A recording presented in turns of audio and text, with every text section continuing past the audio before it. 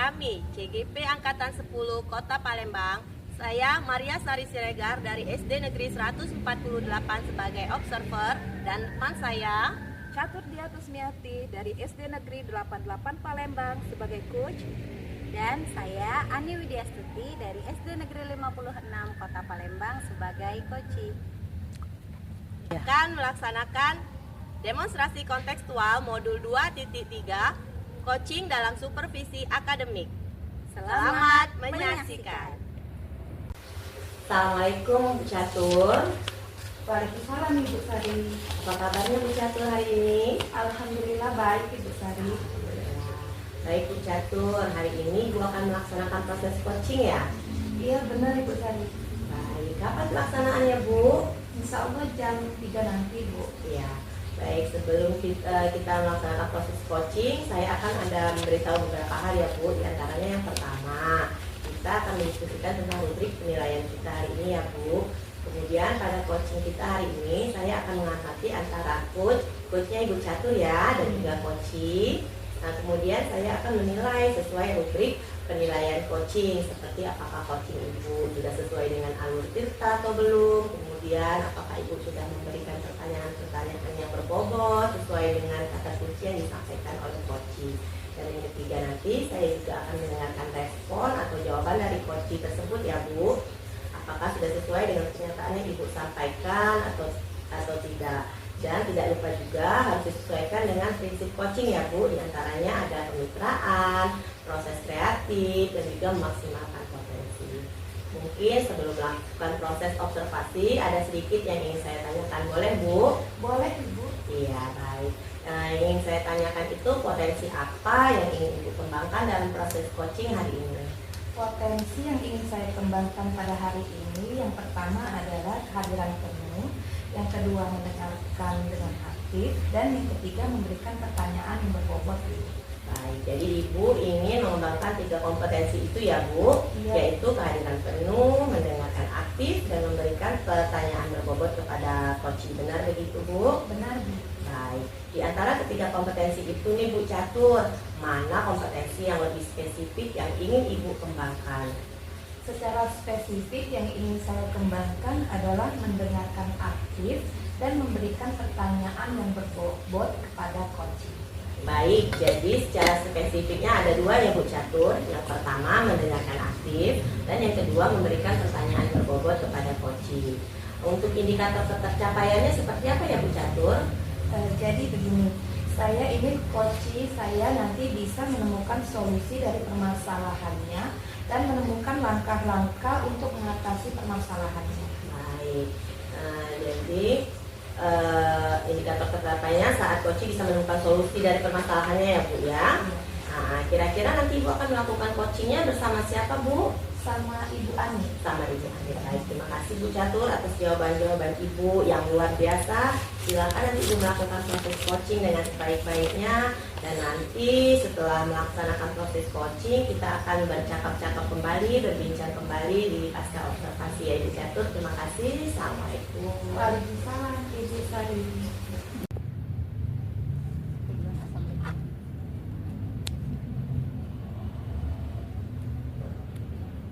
Assalamualaikum Ibu Catur. Waalaikumsalam Ibu Ani. Ya, apa kabar Ibu Catur? Alhamdulillah baik Bu. Ya, sebelumnya ini mau bertanya dulu, apakah Ibu Catur ada waktu luang? Alhamdulillah ini lagi kosong Bu, saya jam ngajar. Ngomong-ngomong ada apa ya Ibu Ani? Ya, ini saya mau curhat Bu, saya menghadapi masalah di kelas. Apa yang Ibu harapkan nanti dari percakapan kita ini? Ya, saya berharap dari percakapan kita saya dapat menemukan solusi ya Bu, kemudian bisa menyelesaikan masalah saya itu. Oh baiklah Ibu. Ibu mengalami permasalahan seperti apa Ibu? Boleh diceritakan kepada Ya, saya? jadi begini Bu, kan baru beberapa hari ini kelas 6 masuk kembali ke sekolah, kemudian masa MTLS. Di situ saya melakukan diagnostik awal tentang kemampuan siswa perkalian. Jadi saya menggunakan metode Switching. Nah, saat saya observasi ya Bu, ternyata ada 5 anak Bu yang tidak menguasai perkalian dari 6 sampai 9. Oh Jadi dari Sweet Game itu ditemukan anak yang tidak bisa perkalian dari 6 sampai 9. Betul itu. Menurut Ibu, apa yang menyebabkan anak-anak ini belum bisa perkalian tersebut? Saya mencoba bertanya ya Bu sama guru sebelumnya, rekan sejawat saya yang mengajar kelas 5, bahwa anak-anak ini tuh memang kurang minat dalam matematika. Kemudian mereka beranggapan bahwa oh matematika itu sulit, hitung-hitung segala macam. Jadi udah takut duluan Bu di dalam otaknya. Kemudian juga kurangnya metode mungkin ya Bu dilakukan oleh guru-guru sebelumnya. Mereka menggunakan metode ceramah saja. Oh, jadi memang anggapan anak ini bahwa matematika itu sulit Bu ya. Kemudian Ibu juga kurang memberikan metode yang bervariasi. Menurut Ibu, kondisi ideal yang Ibu harapkan dari anak-anak ini seperti apa? Ya, besar harapan saya sebenarnya Bu untuk kelas 6 ini kan kompetensinya sudah cukup tinggi sebenarnya, dan mereka harusnya sudah bisa untuk kompetensi dasar perkalian, pembagian, penjumlahan dan pengurangan. Nah, jadi di matematika kelas 6 kita akan menemukan kalimat-kalimat matematika yang lumayan panjang dengan pecahan-pecahan desimal, persen, campuran seperti itu Bu. Jadi jika mereka belum bisa perkalian, mereka akan kesulitan untuk melangkah ke konsep-konsep matematika selanjutnya. Jadi saya harap jarak perbedaan kemampuan yang 5 anak ini dengan teman-teman yang lain ini tidak jauh berbeda. Oh, benar sekali Bu Ani ya, makin tinggi kelasnya nanti makin akan belajar tentang pecahan ya, hitung-hitungan campuran. Benar Bu Ani. Kalau begitu, apakah ada yang dapat Ibu lakukan untuk mengatasi permasalahan ini? Iya, saya coba mencari-cari ya Bu, ternyata ada metode namanya metode jari matika Bu. Di situ anak menggunakan jarinya sendiri, kemudian melihat dengan fokus jarinya, kemudian dia mengucapkan sendiri. Jadi cukup sederhana Bu metode ini untuk dipraktikkan di dalam kelas. Bisakah Ibu praktekkan kepada saya metode jari matika ini Bu? Ya, bisa Bu. Misal kita 7 kali 7 ya Bu ya.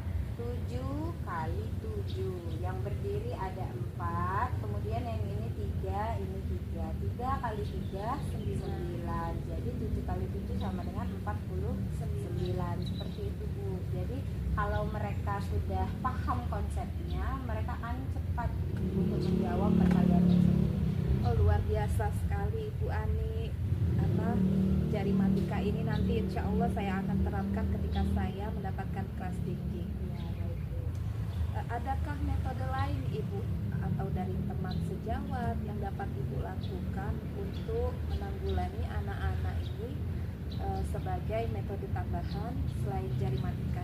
Ya, bisa untuk variasi saya menggunakan Sweet Game yang tadi Bu. Jadi mereka akan bervariasi. Ada satu lagi juga metode cara cepat perkalian. Di situ saya menggunakan papan tulis dan spidol saja.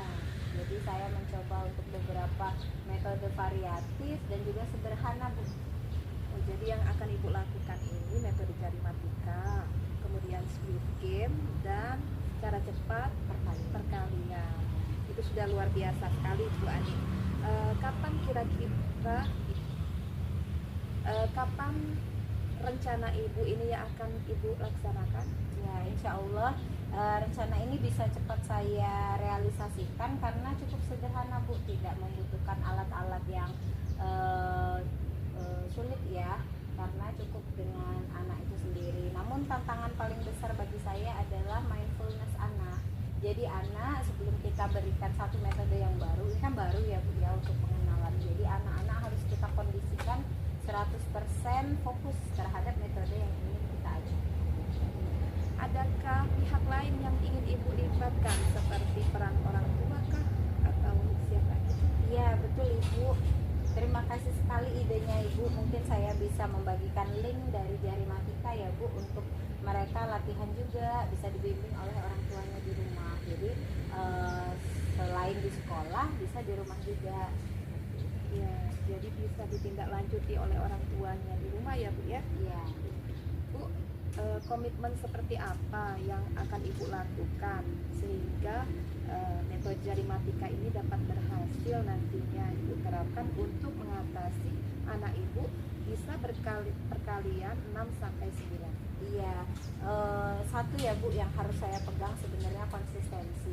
Jadi saya mengalokasikan waktu 5 menit sebelum pembelajaran, kemudian 5 menit saat istirahat, dan juga 15 menit setelah pulang sekolah Bu. Jadi saya harap dengan 3 kali sehari anak-anak dibiasakan untuk metode ini, jadi terbiasa. Jadi bisa dibilang gap dari yang 5 siswa tadi dengan temannya yang lain bisa perlahan-lahan bisa menyusul. Ya, semangat ya Ibu Ani. Adakah lagi yang ingin Ibu sampaikan? Saya rasa cukup Bu, di situ saya lega sekali hari ini sudah bisa sharing sama Bu.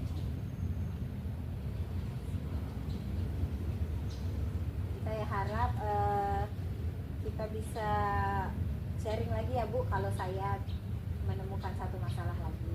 Ya, semoga kita akan selalu dapat berbagi Bu Ani untuk mencari solusi dari permasalahan kita dalam dunia pendidikan.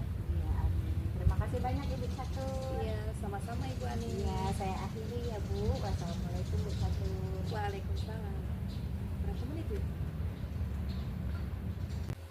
Assalamualaikum Bu Catur. Waalaikumsalam Ibu Sari. Alhamdulillah, tadi sudah melaksanakan proses coaching ya? Iya sudah Bu Sari. Bersama Ibu Ani ya Bu Catur ya? Iya. Iya, baik. Sebelum penutupan kita ya Bu, ada beberapa hal yang pertanyaan yang akan saya ajukan. Bagaimana perasaan Bu Catur nih terkait coachingnya tadi bersama Ibu Ani? Alhamdulillah saya lega Ibu. Pada awalnya saya tadi khawatir Bu, karena tidak bisa memberikan yang terbaik untuk Ibu Ani atas permasalahannya. Tapi akhirnya berjalan dengan baik. Alhamdulillah Bu. Jadi setelah Ibu melakukan coaching tadi, apa saja yang sudah Ibu lakukan untuk saat melakukan coaching terkait indikator tercapaian yang Ibu sampaikan di awal tadi? Di coaching ini saya sudah melakukan coaching dengan alur Tirta, menanyakan tujuan, mengidentifikasi masalah, merencanakan aksi dan tanggung jawab, sehingga alur tersebut itu bisa menggali kunci untuk menceritakan dan menemukan solusinya. Wah, luar biasa Ibu Catur ya, Ibu sudah berhasil melakukan coaching sesuai dengan alur Tirta. Nah, sesuai yang saya amati juga tadi, ada beberapa catatan yang saya buat Ibu Catur. Yang pertama tadi, Ibu Catur sudah berhasil menyampaikan sesuai dengan alur Tirta, yaitu sudah menanyakan tujuan kepada coaching, kemudian sudah mengidentifikasi permasalahan yang ada dalam diri coaching, kemudian Ibu juga sudah dengan sangat baik mengarahkan coaching untuk mencari rencana aksi atau tindakan yang akan dilakukan oleh coaching, dan Ibu juga sudah berhasil menemukan rasa tanggung jawab yang ada pada diri coaching agar rencana aksi yang dilakukannya dapat berjalan dengan baik. Ya, saya juga tadi sudah mendengar percakapan antara Ibu Catur dan Ibu Ani. Saya lihat Ibu Catur itu sudah fokus terhadap Ibu Catur sebagai coach ya. Di situ Ibu sudah ada kehadiran penuh, mindfulness-nya sudah ada presence-nya di situ. Kemudian Ibu juga sudah mendengarkan dengan aktif, dan tentunya Ibu juga sudah mengajukan pertanyaan-pertanyaan berbobot dengan kata kunci yang disampaikan oleh coach. Untuk kedepannya Bu, kompetensi apa lagi yang ingin Ibu kembangkan berdasarkan hasil coaching hari ini? Untuk kedepannya Ibu Sari, kompetensi yang akan saya kembangkan adalah dengan memahami lagi proses alur Tirta ini, sehingga dapat melaksanakan coaching dengan baik lagi. Baik Ibu Catur, terima kasih Ibu Catur sudah melakukan tanya jawab ini bersama saya, kemudian sudah melakukan observasi menggunakan proses coaching dengan alur Tirta yang luar biasa sudah Ibu lakukan. Mudah-mudahan dan saya doakan Ibu sukses ke depannya dan diberikan kemudahan lagi dalam kegiatan coaching berikutnya. Ya, terima kasih Bu Sari. Iya, kembali kasih Bu Catur. Assalamualaikum. Waalaikumsalam.